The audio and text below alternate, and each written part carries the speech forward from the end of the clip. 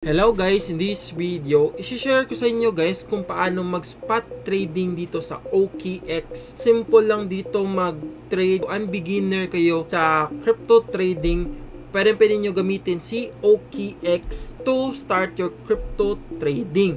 So, sobrang dali lang guys. Create lang kayo ng account dito sa OKX exchange, which nasa description below.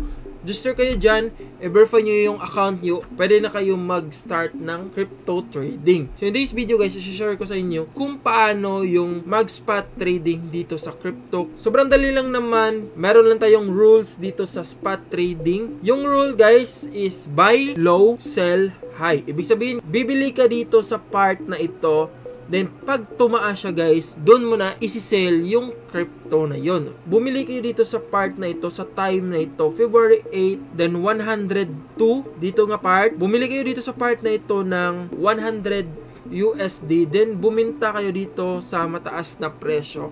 Andun na kayo kikita. Paano naman siya gawin? First of all, dapat meron kayong USDT dito sa OKX exchange nyo. If wala pa kayong USDT, pwede kayo bumili ng USDT using GCash, Maya Bank. Paano naman? So, punta lang kayo dito sa Buy Crypto, P2P Trading. Dito sa P2P Trading guys, no, in summarize lang natin is bibili lang kayo dito ng cryptocurrency. Sobrang dali lang naman. Paano bumili? Choose lang kayo ng payment methods nyo. Example, bibili kayo using GCash. So, GCash kayo through magpipay. Then, choose USDT. Make sure ba yan, magkano yung bibilhin nyo na USDT. Example, 1,000 PHP.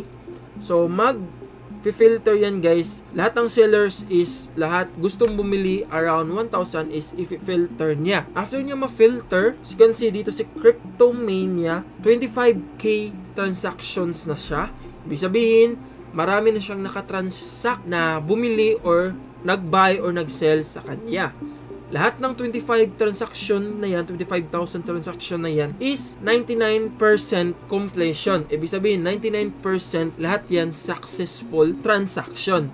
And then, as you can see naman dito, meron siyang 99% na like. Ibig sabihin, lahat ng nakatransaction niya is gusto yung pagtatransact niya. Magbe-base kayo dito guys sa pagtingin ng mga seller. So, almost na mga magagandang seller dito is nasa 90+% yung mga rate nila. Piliin nyo yun guys. Example, si Cryptomania, meron siyang good na records. So, pwede kayo dito bumili sa kanya. Dito guys, is need nyo basahin yung terms niya. Since newbie pa kayo, basahin nyo yung mga terms niya. Sobrang basic lang naman yan. And then, huwag kayong mabahala guys na ma-scam kayo dito sa P2P ni OKX. Dahil almost lahat ang mga good records, as long as good yung records guys, no, is risk free yan. No need to worry na ma-scam or mawala yung pera nyo.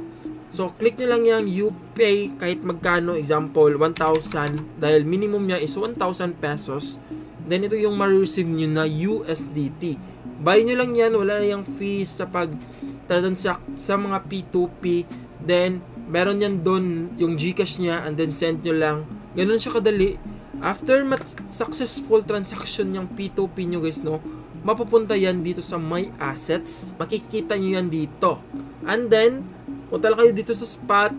So, since mag-spot trading kayo, example, yung spot trading nyo si LTC, gusto kayo mag-spot sa LTC or Bitcoin. So, choose na lang yung BTC USDT.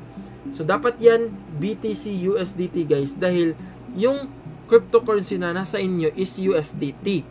So, if gusto nyo naman mag-spot trading using LTC, dapat LTC USDT yan dahil yung crypto na kinash in mo or yung nilagay mo sa account is USDT. Click nyo lang yung buy, sell.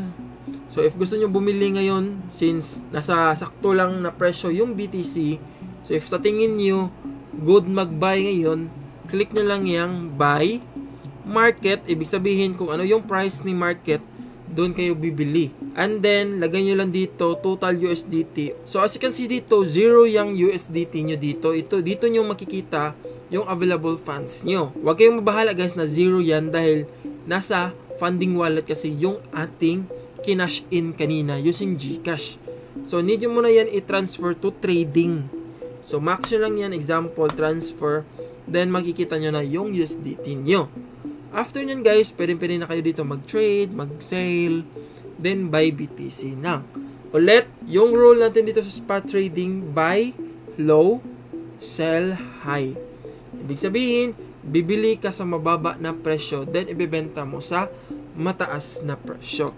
Ganun lang ka-basic yung spot trading. Dito sa spot trading kasi guys, medyo need mo ng mataas na patience dahil hindi lahat dito ng mga cryptocurrency is mabilis yung kitaan. So it take many learnings to read. Hinahinay lang guys, meron tayong mga process dyan na dapat i-experience. Learn lang ng learn kayo dito sa cryptocurrency. So ayun lang guys, so I hope you learned something in this video guys, and I hope this video nakatulong sa inyo. So please consider like, share, comment kayo sa baba. If you have any question, suggestion, correction, comment lang sa baba. And don't forget to click subscribe and notification bell para palagi kayong updated sa upcoming videos natin guys. So, ayun, papis!